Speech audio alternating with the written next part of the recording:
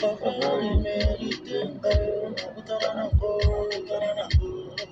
écarté par tous, Seigneur mon Yesu, kitabu kungela danga na zamba bisika motolo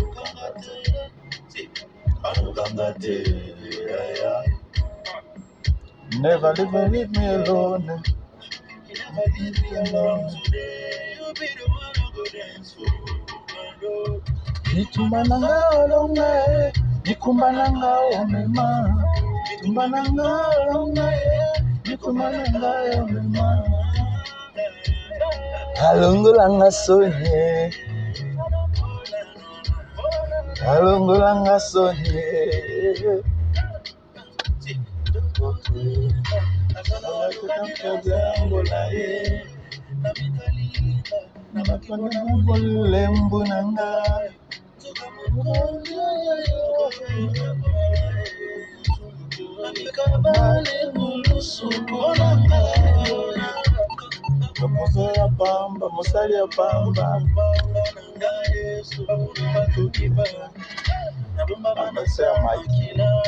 Motobosa yonga akoma intouchable.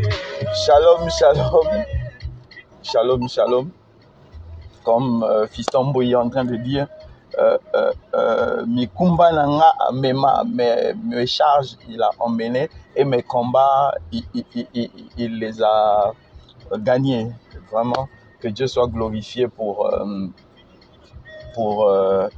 cette chanson, pour ce frère. Je prie vraiment que Dieu lui donne encore plus de succès. Ok, shalom, shalom, frères et sœurs. Enfin, je vais troubler un peu votre midi parce que je voulais partager rapidement quelque chose avec vous. J'ai mon fils qui est aux États-Unis, Dr Mike, qui m'a fait un message il y a à peu près 1 heure de cela, mais j'étais très occupé. Il a fait un rêve où il dit que dans le rêve, j'étais en train de lui dire que j'ai épousé votre maman parce que j'avais vu en elle une femme et du potentiel. Et il voulait que je l'explique en fait qu'est-ce que ça pouvait vouloir dire.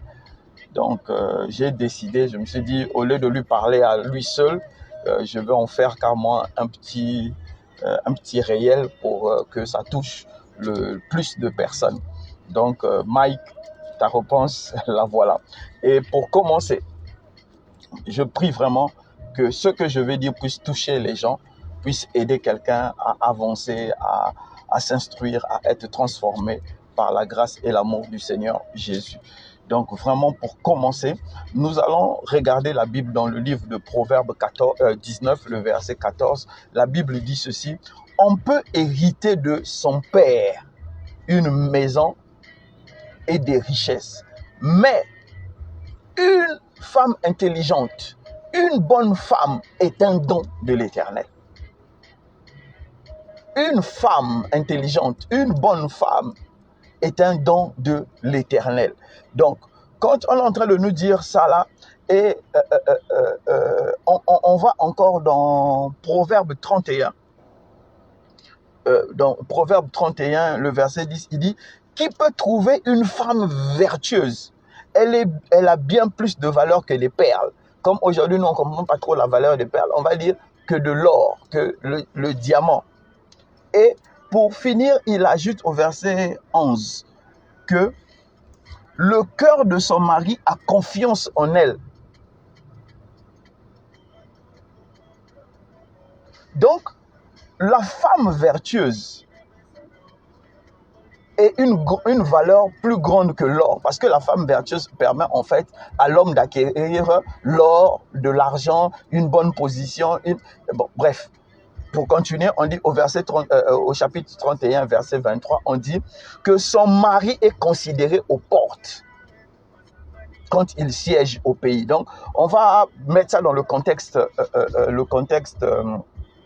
notre contexte moderne, que quand tu as une femme, tu as une bonne femme, quand tu as une femme vertueuse, là où tu vas aller, les gens vont t'apprécier.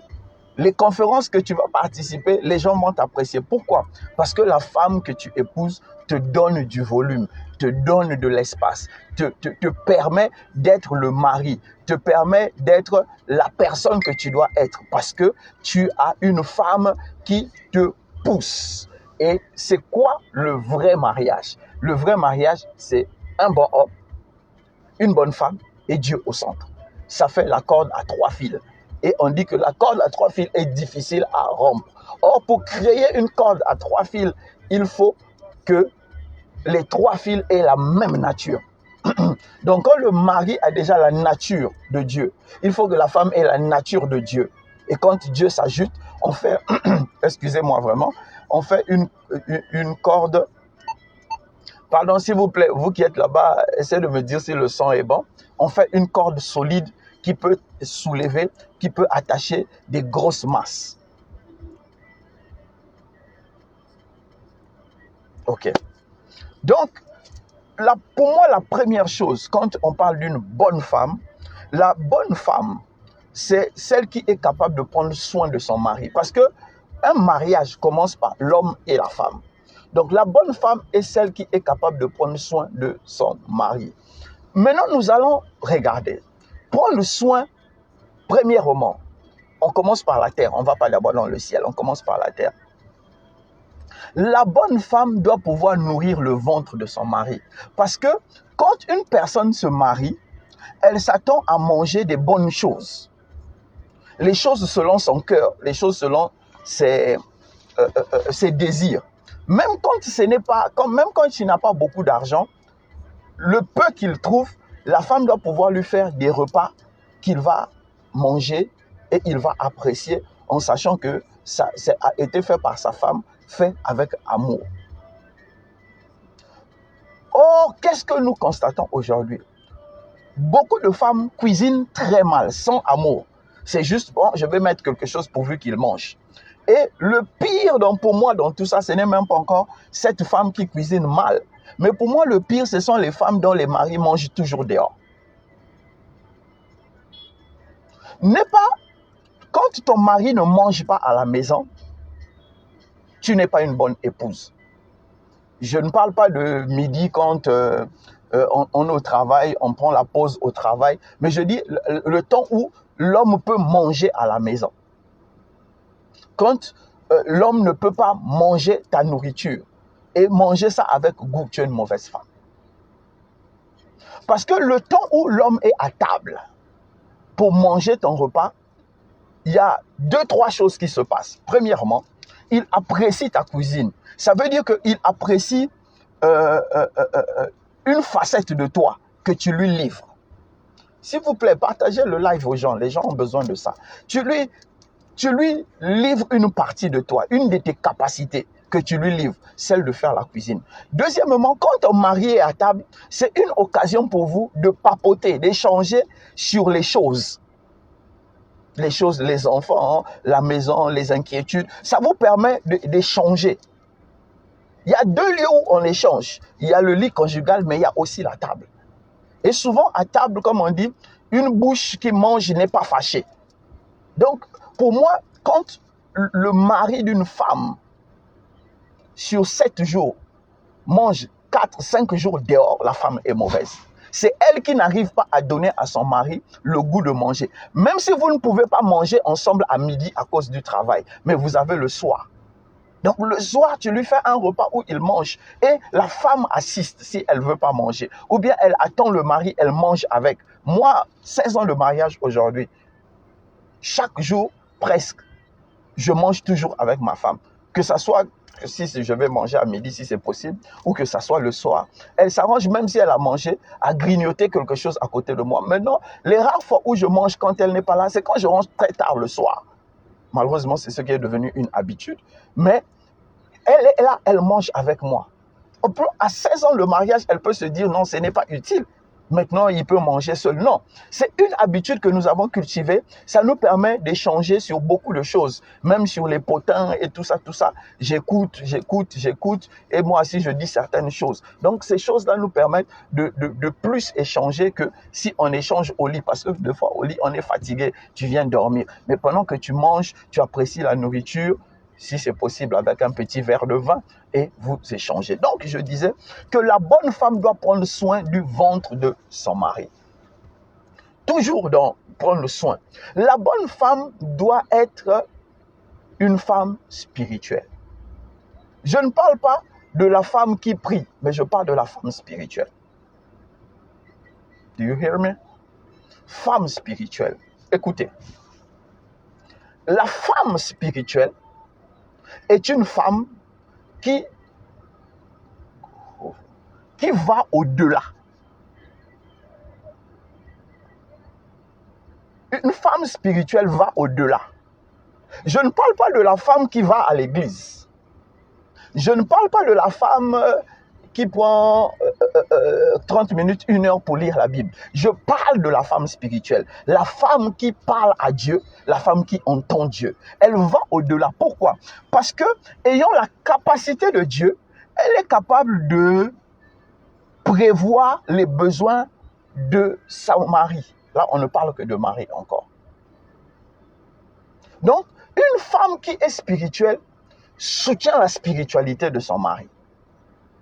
Parce qu'elle est appelée à être aide semblable. Spirituellement, elle aide le mari à aller plus loin. Donc, une femme spirituelle, l'aide qu'elle apporte à son mari, c'est qu'elle est son intercesseuse principale. Je continue. Deuxième chose, une bonne épouse. Une bonne épouse doit prendre soin des enfants. Vous savez, quand tu es une bonne épouse, on regarde ça sur 2 personnes, sur 2 types de personnes. On voit ça sur le mari. Qu'est-ce que le mari porte? Comment le mari s'habille? Deuxièmement, on voit ça sur les enfants. Est-ce que les enfants mangent bien? Est-ce que les enfants sont propres? C'est 2 choses qu'on regarde. Quand les enfants, je ne parle pas quand l'enfant est en train de jouer, mais il y a des espaces où quand l'enfant sort, on sent que l'enfant là, il y a quelqu'un qui prend soin de l'enfant. Donc une bonne épouse prend soin de ses enfants. Côté nourriture, côté habillement, apparence externe et tout ça. Et quand une femme est capable de bien nourrir son enfant, donc de donner à son enfant de la nourriture de qualité, de la nourriture qu'elle recherche, et elle est capable de pouvoir mettre ses enfants propres, c'est une femme qui montre qu'elle est prête à se sacrifier pour ses enfants. Une femme qui néglige ses enfants n'est pas prête à se sacrifier pour ses enfants. Ça veut dire qu'elle n'est pas un appui pour pousser ses enfants à devenir des hommes ou des femmes de qualité demain. Excusez-moi pour les lunettes, c'est le soleil, il y a tellement de soleil et la voiture n'est pas fumée que si j'ouvre les yeux, je ne pourrais même plus voir, j'aurai des larmes. Donc excusez-moi pour les lunettes. Pardon, ne me tuez pas pour les lunettes. Donc j'étais en train de dire que une bonne épouse, son extérieur, on voit son extérieur aussi avec les enfants. Le troisième point que je vais soulever, une bonne épouse est facteur de paix autour d'elle. C'est là où on a le problème majeur aujourd'hui en Afrique. Là, beaucoup de femmes, ce que je trouve triste, c'est que je pensais que c'était pour l'époque de nos mères. Mais même à notre époque, j'ai l'impression que le facteur s'est multiplié par 1000 ou par 10 000. Les femmes aujourd'hui ne sont plus facteurs de paix. Elles ne sont pas facteurs de paix pour leur mari. Elles ne sont pas facteurs de paix pour l'environnement de leur mari. Elles ne sont pas facteurs de paix pour leur propre famille et pour leur belle famille. Vous savez, vraiment, ce que moi je trouve triste aujourd'hui, on peut vivre ensemble sans se détester. On n'est pas obligé de s'aimer, mais on se respecte. Mais il y a des gens qui sont tellement mauvais, et ça, j'ai remarqué ça, et je vois ça de plus en plus dans l'église, où nous avons les femmes de pasteurs, des sœurs intercesseuses, nous avons des femmes de la chorale, des femmes évangélistes, qui détestent leur belle famille. Et le pire dans tout ça, on déteste la mère du mari, on déteste les sœurs du mari. Pour je ne sais pas quelle raison, en fait, bref, vous savez, quand on est dans une famille, quand on entre dans une famille, il y a forcément des différends à un moment donné. Mais c'est des différends en temps normal quand on est spirituel. C'est pourquoi j'ai dit une bonne femme doit être spirituelle, parce qu'elle va au-delà. Or, ce que nous remarquons aujourd'hui, nous avons de plus en plus des sœurs qui sont épousées des gens qui sont chaque jour encore plus charnelles. Moi, je ne comprends pas comment toi tu es épouse d'un pasteur. Comment toi tu es intercesseuse dans une église. Tu es chantre dans une église. Tu es dans la chorale. Tu sors pour évangéliser. Mais tu détestes ta belle-mère. Je ne sais pas, c'est quelle chimie? En fait, quand tu te mets devant Dieu, tu dis quoi à Dieu? Et ça, vous allez remarquer qu'il y a beaucoup de femmes aujourd'hui. Moi, je n'ai pas fait cette vidéo pour les gens de l'extérieur. Eux, ils se gèrent. Je fais ça, c'est pour les femmes de l'église. Comment toi, tu te présentes devant Dieu en disant que la femme qui a mis au monde mon mari, je ne l'aime pas? La sœur qui est née du même père, de la même mère que mon mari, je ne l'aime pas. Parce qu'elle m'avait dit ceci en 1830, en 1930, en 2030, en 3050. Elle m'a dit ceci, c'est à cause de ça que je la déteste. Et en faisant cela, la mauvaise femme crée un trouble social et un trouble affectif au mari. Elle devient une mauvaise femme. Un trouble social. Quand ta femme ne s'entend pas avec ta sœur, avec ta mère, le mari est obligé tout le temps de faire de l'équilibre pour essayer d'avoir un peu de paix. Or, qui déséquilibre cette paix? C'est la femme. Parce que, en fait, souvent, la belle famille répond à l'image que la femme présente. C'est vrai qu'il y a des belles familles extraordinaires. Ça, là, je vais revenir là-dessus. Mais je vais parler d'abord de l'attitude de la femme qui brise la paix. Souvent, c'est des femmes qui ont un mauvais cœur. Et de plus en plus aujourd'hui, dans l'église, nous avons des femmes qui ont un très mauvais cœur. Ce qui est encore triste, c'est que certaines ont épousé des serviteurs de Dieu. Ce qui est encore triste, c'est qu'il y a certaines qui servent dans l'église. Et elles ne comprennent pas l'importance de leur rôle dans l'équilibre social, mental de leur mari. Écoutez, la bonne épouse est facteur de paix. Donc, quand la bonne épouse fait quoi? Elle règle les problèmes. Quand il y a un problème qui se présente, elle va là où il y a le problème, elle essaie de donner un équilibre. Elle se dit, si mon mari apprend ça, il sera tout le temps confronté à un choix. Moi ou ses sœurs, moi ou ses sœurs, moi ou ses sœurs. Et ça ne rend pas un mari heureux. Le mari qui est heureux, c'est celui qui voit sa femme parler librement avec sa mère, parler librement avec ses sœurs. Le mari qui est heureux, c'est celui qui voit ses sœurs aimer ses enfants et ses enfants aimer ses sœurs et ses parents. Donc souvent, le problème des femmes, c'est entre les femmes. Souvent, le beau-père n'est pas dedans. Donc, je disais qu'il y a aussi cette attitude-là où vous rentrez dans une belle famille obscure, bizarre. Oui, souvent, ça là, je conseille que la femme reste dans sa position, qu'elle reste calme. Parce que à un moment donné, Dieu fait ton palabre. Mais si même Dieu n'a pas fait ton palabre, ce qui est de ton devoir, si tu dois donner la nourriture à ta belle-mère, qu'elle soit gentille, qu'elle soit méchante, donne-lui la nourriture. Si tu dois soutenir ta belle-sœur et que c'est dans ton devoir, dans le contrat que tu as avec ton mari, soutiens ta belle-sœur même si elle ne t'apprécie pas. Un jour, si ça ne devient pas du charbon ardent sur leur tête, donc un jugement, un jour, ils se remettront en question et se rendront compte que tu es une bonne personne. Mais quand c'est toi qui es le facteur de déséquilibre, je dis à une femme chrétienne, un jour tu tomberas sous le coup du jugement de Dieu. Ça, tu ne peux pas échapper. Donc, une bonne femme, une bonne épouse, une femme vertueuse est facteur de paix autour d'elle, facteur de paix dans sa famille. Une bonne épouse emmène les enfants vers leur père. Dis aux enfants, aimez votre père. Parce que pour la plupart d'entre nous, c'est papa qui se bat pour donner la nourriture. Mais la main qui nourrit l'enfant, c'est la main de la femme.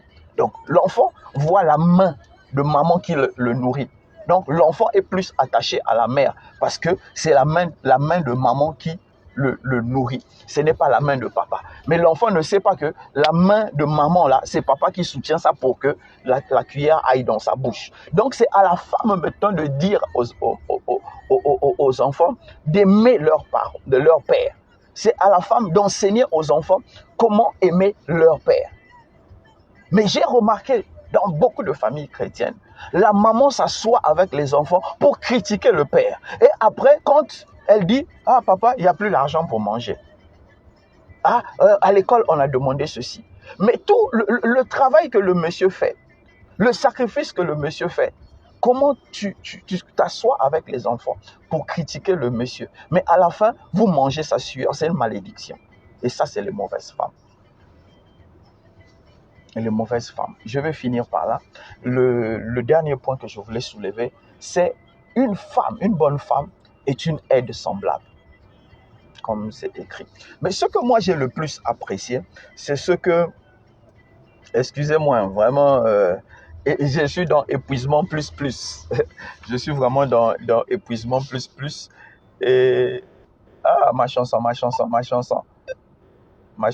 Écoutez ma chanson, je vais continuer dans épouse semblable, mais je voulais d'abord écouter ma chanson de la sœur Maxi et de Defaïda Yero. Oh, Sharabakora Kashandalahaya. La Bible dit ceci, la Bible dit dans Proverbe 31, le verset 23, le mari est considéré aux portes.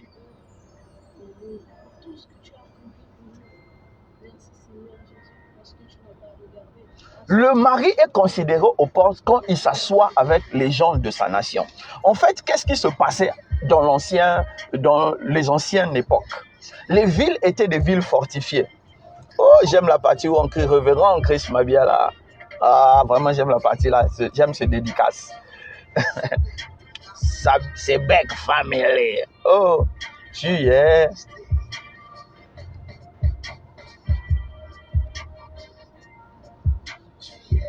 La dignité de nos cœurs. Ok, en tout cas, c'est Maxi et Fada Yero. Je crois qu'on trouve ça sur YouTube. Ce sont mes enfants qui ont fait une chanson pour remercier le Seigneur. Amen. Bon, bref, je ne suis pas là pour faire du marketing. Mais je disais que, donc, à l'époque, là, la ville était fortifiée. Ça veut dire qu'il y avait les murs et il y avait un portail. Et souvent, les anciens s'asseyaient à l'entrée de la ville. Et ils discutaient des choses de la ville. Et le plus considéré avait la place, la meilleure place. Et on ne considérait pas seulement ce que tu disais, mais on considérait aussi ce que ta femme était. Donc ta valeur à l'époque n'était pas seulement la valeur de ce que tu représentais, du travail, de la richesse, de la gestion que tu avais, mais on prenait aussi l'aspect de ta femme. L'aspect du travail de ta femme, l'aspect de l'effort de ta femme, l'aspect de l'image de ta femme.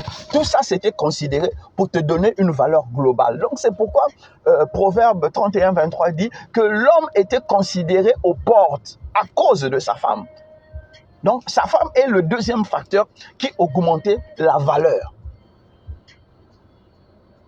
aujourd'hui, beaucoup de femmes, je ne sais pas si c'est l'éducation moderne, ne comprennent pas qu'elles sont, comme on dit, le vernis qui fait briller l'homme. L'homme peut être riche, il peut être glorieux, mais quand il a une mauvaise femme, il est mat, il n'a pas d'éclat. Mais quand il a une bonne femme, il rayonne. Et c'est le rôle de la femme de faire rayonner son mari. C'est une obligation. En fait, quand on épouse une femme, pour beaucoup, on n'épouse pas une femme parce qu'on a besoin d'argent.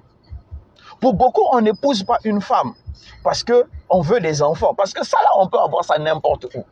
Mais on épouse une femme, c'est pour rayonner. L'homme s'épanouit là où il rayonne, là où il a la paix. Et c'est la paix qui nous fait rayonner. Ce n'est pas n'importe quelle paix, mais c'est la paix que la personne qui est en toi, qui est avec toi, t'apporte. C'est comme, pour parler comme dans le monde, énergie positive, de positive vibe. Tu reçois ça et ça t'aide encore à plus briller. Une femme est capable de pousser son mari à des exploits.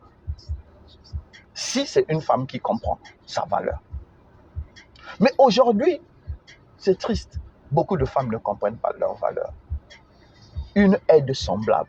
Ça veut dire qu'il y aura des travaux que l'homme tout seul ne pourra pas.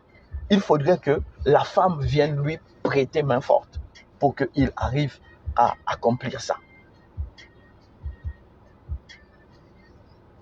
Aujourd'hui, on se précipite et dit, je veux me marier. C'est pour faire des enfants. Après, c'est pour chauffer la tête au gars. Parce que ton rôle dans sa vie, tu ne comprends pas. Ton rôle dans le mariage, tu ne comprends pas. Ton rôle social, tu ne comprends pas. Tu es un ventilateur. On ne va pas dire ventilateur, parce que le ventilateur, au moins, connaît ses directions. Mais tu es comme une girouette. C'est au gré du vent que toi, tu prends la position. Tu deviens un fardeau. Spirituel, mental, moral, financier. Et à la fin, on a du mal à vous aimer. On a du mal à vous démontrer l'amour. On a du mal à être intègre avec vous. Et après, vous allez vous plaindre. Oh non, mon mari n'est pas tendre. Il ne m'aime pas. Il ne me démontre pas l'amour. Mais l'homme te démontrera l'amour si tu lui démontres l'amour. Si tu le fais rayonner, il te fera rayonner. Si tu lui donnes la paix, il te donnera la paix. Ce n'est pas la femme seulement. C'est parce que nous, on nous a éduqués comme ça. Que l'homme est fort, il ne pleure pas. Mais derrière notre force-là, on trouve des solutions. Si un homme est en train de tromper sa femme, 98% de cette façon de tromper sa femme, c'est la faute de sa femme. Parce que qu'est-ce qu'un homme va aller chercher dehors qu'il ne trouve pas dans la maison? C'est la question que tu devais te poser. Qu'est-ce qu'il est allé chercher dehors que je ne lui donne pas? On va dire non, les hommes sont pour eux vagabonds. Mais je parle de l'église. Je ne parle pas de l'extérieur. Je parle de l'église. Les hommes sont enseignés. Les hommes ont la crainte de Dieu. Mais pourquoi à un moment donné, ils cèdent à une pulsion? C'est parce que la pulsion là, tu ne réponds pas. Donc tu n'es pas, pour cette pulsion, tu n'es pas aide semblable. C'est pourquoi je vais dire à la femme qui veut devenir bonne, faites l'autopsie. Quoique autopsie, c'est pour les morts. Mais à un moment donné, il faut faire un bilan personnel d'abord. Qu'est-ce que j'apporte réellement à mon mari? Est-ce que ce que je lui apporte, cela est bon? Quand tu as fini de te poser les questions, tu dis par exemple, je lui apporte ci, je lui apporte ça. Et après, tu vas le voir, tu dis, chérie, j'ai réfléchi et je trouve que dans ta vie, je t'apporte ci et je t'apporte ça. Est-ce que c'est vrai? Oui, c'est vrai. Bon, qu'est-ce que tu voudrais que je t'ajoute? Parce que moi, tout seul, je ne peux pas comprendre. En ce moment, il te dira. Mais tu vas venir voir ton mari. Chérie, bon, dis-moi, qu'est-ce que moi je t'apporte? Mais j'en ai rien à foutre. Si toi, tu ne connais pas tes qualités, ce n'est pas à moi de te dire quelles sont tes qualités. Si tu ne sais pas ce que tu m'apportes, c'est que tu ne m'apportes rien.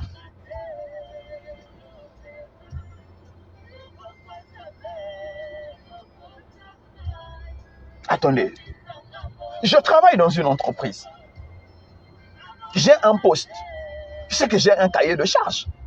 Et moi, je vais aller voir mon patron pour lui dire qu'est-ce que je t'apporte dans l'entreprise. Mais le patron te renvoie à ton cahier de charge. Est-ce que le travail pour lequel tu es payé, tu le fais bien? Si tu le fais bien, le patron est satisfait. Maintenant, tu dis, ah, patron, je reçois par exemple les factures, j'enregistre les factures, je les fais passer au chef comptable qui les valide.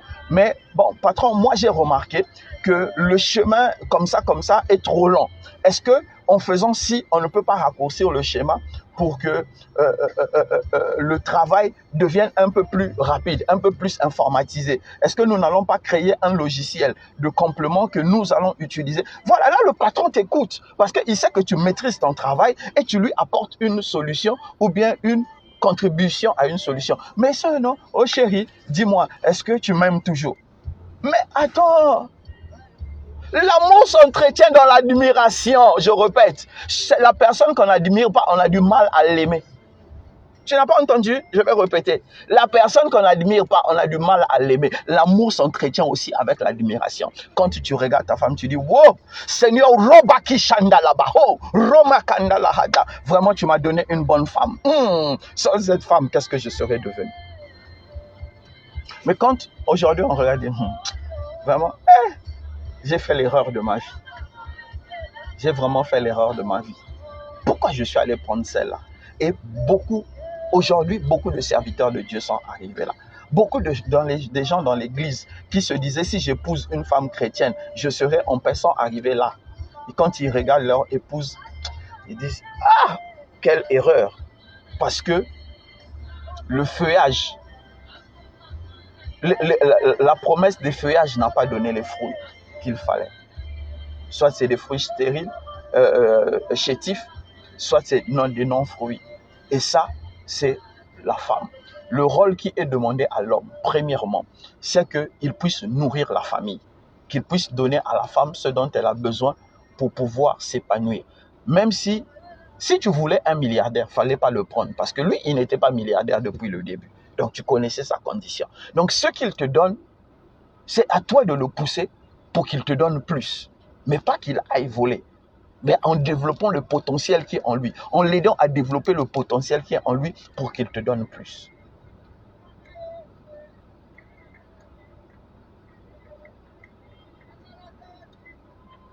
La bonne femme. La bonne épouse, c'est un choix. Si tu veux devenir une bonne épouse, c'est un choix. C'est aussi un choix si tu ne veux pas devenir une bonne épouse. Mais je vais m'arrêter par là parce que j'ai pris quand même beaucoup de temps. Je vais m'arrêter par là. Je vais dire à une dame, à une femme, parce que quand tu as épousé quelqu'un, écoute, si tu es entré dans la vie de quelqu'un pour le rendre malheureux, ne regarde pas l'église, demande le divorce et pas. Parce que en détruisant la vie de l'enfant d'autrui, tu détruis ta propre vie. Ah, vous savez, bon, je ne vais pas dire c'est qui, mais il y a un serviteur de Dieu que je connais. Il n'y a pas un moment où il m'écrit. Il n'y a pas un moment où il m'appelle. Il n'y a pas un moment où on se voit. Quand je lui pose la question, je dis, parce que je connais sa femme, quand je lui dis, hé, maman un-tel, il fait, ça va, elle va bien. Il ne parle pas. Mais la réponse là montre tout. Parce que quand je le vois debout là, je dis, man, des fois je lui fais la remarque, souvent quand je le vois, je dis, man, prends-moi le temps de repasser les habits. Parce qu'en fait, je comprends que derrière ça, il y a une femme qui ne prend pas soin de lui. Il y a une femme qui ne prend pas soin de lui. Donc c'est pourquoi je vais te dire, ma soeur, c'est vrai qu'on a dit on ne doit pas divorcer, c'est interdit dans l'église, sauf en cas d'adultère de la femme. Ça, c'est la loi de l'église. Mais tu ne peux pas entrer dans la vie de quelqu'un avec le but de détruire la personne. Et je vais m'arrêter là, vraiment je m'arrête là. Il y a un autre facteur que j'ai failli oublier qui vient de me revenir. Les types de personnes que les femmes fréquentent. Moi, je dis et je vais encore répéter, vous allez peut-être me jeter la pierre, mais une maman